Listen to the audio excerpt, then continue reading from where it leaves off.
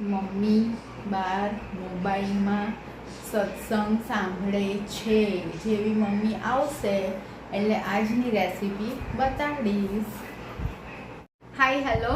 તો આજે આપણે બનાવશું મેંગો જામ, કારણ કે મેંગોની સિઝન છે, રાઈટ. હવે જો આ જ મેથડથી તમે મિક્સ ફ્રૂટ જેમ બનાવી શકો, સ્ટ્રોબેરી જેમ બનાવી શકો, ઠીક છે. મેજરમેન્ટ સેમ રહેશે. 1 kg મેંગોનો પલ્પ કાઢ્યો મેં. હવે જો 1 kg મેંગોનો આલ્ફાન્સો મેંગો હોય ને એનો પલ્પ કાઢો ને તો 400 ગ્રામ શુગર લેવાની, કારણ કે કેમ ફ્રૂટ્સમાં ઓલરેડી સ્વીટનેસ હોય. આ કોઈ પણ જેમનું મેજરમેન્ટ છે કે જે પણ પલ્પ 1 kg ફ્રૂટ્સનું પલ્પ હોય તો 400 ગ્રામ્સ શુગર હોય, ઠીક છે. અને આપણે કોમ્પોટ નથી બનાવતા, આપણે જેમ બનાવીએ છીએ એટલે અમે એક પેક્ટિન જોશે. તો પેક્ટિન અવેલેબલ હોય એપલ, પેર અને પપૈયામાં, અને લેમનમાં પણ હોય. તો એપલ એક યુનિવર્સલ ફ્રૂટ છે, તો મેં આમાં લીધું છે પેક્ટિન માટે. સ્કીન સાથે એપલ લેવાનું, ઠીક છે.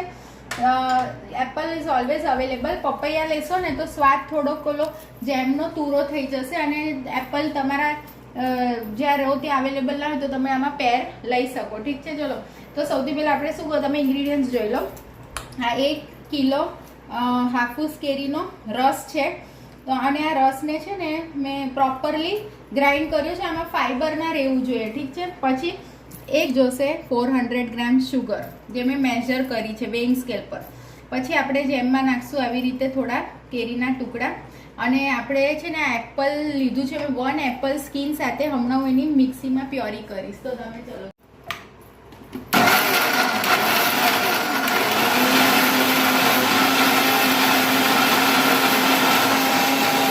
આપણે જે આ એપલની પ્યોરી કરીને એને એકદમ ફાઇન કરવાની. એની છાલ આવી ન જોઈએ ખાવામાં, ઠીક છે. અને આ મેંગો જેમ જો બતાડું છું એની શેલ્ફ લાઈફ છે 1 યર. ઓકે, તમે ફ્રીજમાં સ્ટોર કરજો તો 1 વર્ષ ઉપર પણ આ રહેશે. 1 વર્ષ તો આરામથી રહે છે, 1 વર્ષ ઉપર બી રહી શકે. સ્ટેરિલાઇઝ જારમાં તમે એને ફ્રીજમાં સ્ટોર કરજો.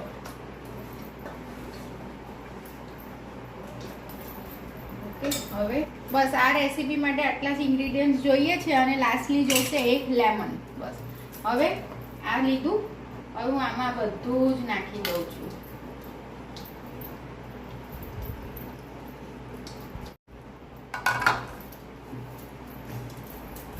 હવે ફ્લેમ ઓન કરી દઉં. એક જ મિનિટ, મારો હાથ ધોઈ લઉં છે. પ્રોપરલી એકવાર હલાવી લેવાનું. હવે એક્ઝેક્ટ 5 મિનિટ્સ થાય ને એટલે આપણે આમાં શુગર એડ કરી દેવાની છે.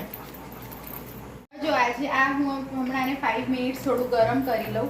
એટલે છે ને નેચરોપેથી ટીપ આજની આપી દઉં મીનવાઇલ, કે જેને વેરિકોઝ વેન હોય ને પગમાં, તો તમને જે તમારા ડૉક્ટરે એડવાઇસ આપી હોય સ્ટોકિંગ્સ પહેરવાના, એ તો તમારે પહેરવાના. સાયકલિંગ કરવાનું, શીર્ષાસન કરવાનું, પછી તકિયા ઉપર થોડા મૂકીને એના ઉપર પગ મૂકવાનું, આ બધું તો કરવાનું. પણ સાથે સાથે છે ને એક નેચરોપેથી ટીપ છે કે કેસ્ટર ઓઇલ, દેટ ઇઝ કે દિવેલનું મસાજ કરવાનું. એ બહુ સારું હોય છે. અને સેકન્ડ નેચરોપેથી ટીપ જે બહુ જ ઇફેક્ટિવ છે, દેટ ઇઝ કે તમારે લેવાની, સમજો તમે લસણ લીધું 7-8 કળી, પછી એને તમારે પેસ્ટ બનાવવાની. તો 1 ચમચી લસણની પેસ્ટ હોય તો સામે 1 ચમચી તલનું તેલ લેવાનું. આ બે મિક્સ કરવાનું અને વેરિકોઝ વેનની નસો પર ઘસવાનું 5 થી 10 મિનિટ હળવા હાથે.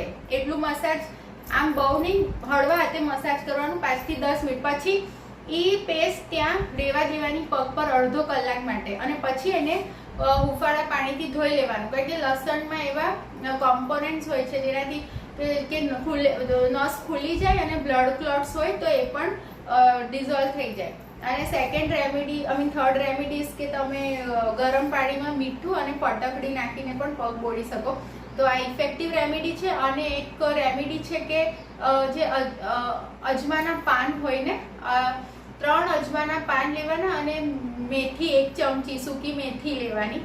રાતના એને ભીગોવી દેવાની સૂકી મેથીને. પછી સવારના એને ગરમ પાણીમાં ઉકાળવાની 5-10 મિનિટ, અને એમાં અજમાના 3 પાન સાથે ઉકાળી દેવાના અને ભૂખ્યા પેટે 5 દિવસ પીવાનું. પણ આ અમુક લોકોને ગરમ પડે છે, પણ જેમાં તમને આ રેમેડી આપીને લસણની પેસ્ટ અને 1 ચમચી લસણની પેસ્ટ ને 1 ચમચી તલનું તેલ આ તમારે મસાજ કરવાનું વેરીગોઝ વેનની નર્વ્સ પર અને પછી અડધો કલાક એને ત્યાં જ રહેવા દેવાનું અને પછી ઉફાળા પાણી ધોઈ નાખશો. આ બહુ ઇફેક્ટિવ રેમેડી છે. Okay, try it.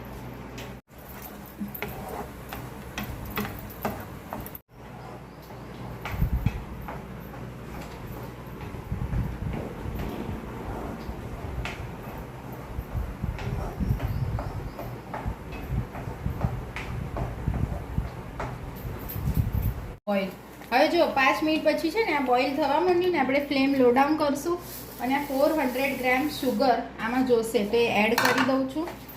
હવે આ થોડુંક લિક્વિડ કન્સિસ્ટન્સીમાં આવી જાય પછી આપણે આ ચોપ્ડ મેંગોઝ આમાં એડ કરી દેવાના. બસ હવે આને છે ને તમારે મીડિયમ ફ્લેમ પર 15-20 મિનિટ કોન્સ્ટન્ટ હલાવશો ને એટલે જેમ થીક થવા માંડશે. પછી હું આનું એક તમને ટેસ્ટ બતાડીશ. આ ટેસ્ટ કરવાનો કે હા આ કર્યા પછી મેંગો જામ થઈ ગયો છે. ટેસ્ટનું નામ છે સોસર ટેસ્ટ. સોસર ટેસ્ટ કરશું આપણે એટલે ખબર પડી જશે કે હવે છે ને 5 મિનિટ પછી આપણે આ બધા ચોપ મેંગોના પીસીસ પણ નાખી દેવાના. ઠીક છે. અને એની સાથે સાથે જ આપણે આમાં લેમન પણ સ્ક્વીઝ કરી દેશું. હવે જો જે જારમાં તમે આ મેંગો સ્ટોર કરો ને મેંગો જામ એને પાણી ના લાગવું જોઈએ. ઠીક છે. તો 1 વર્ષ સુધી કંઈ નહીં થાય.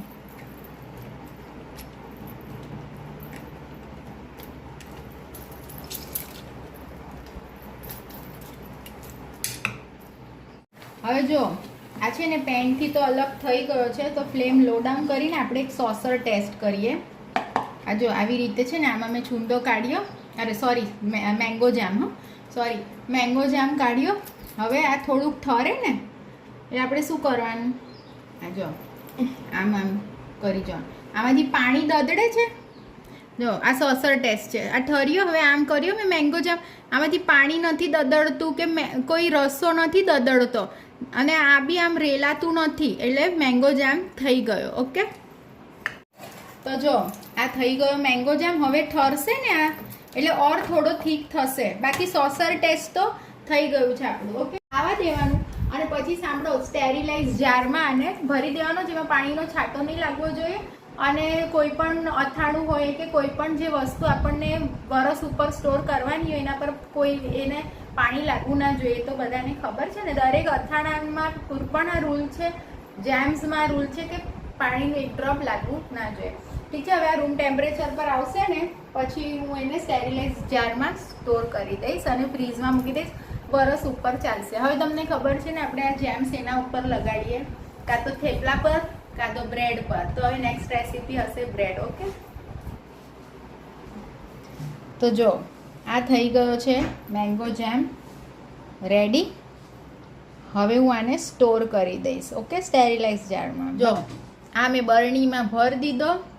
And yes, please do like, share and subscribe my channel. Don't forget. Okay, bye.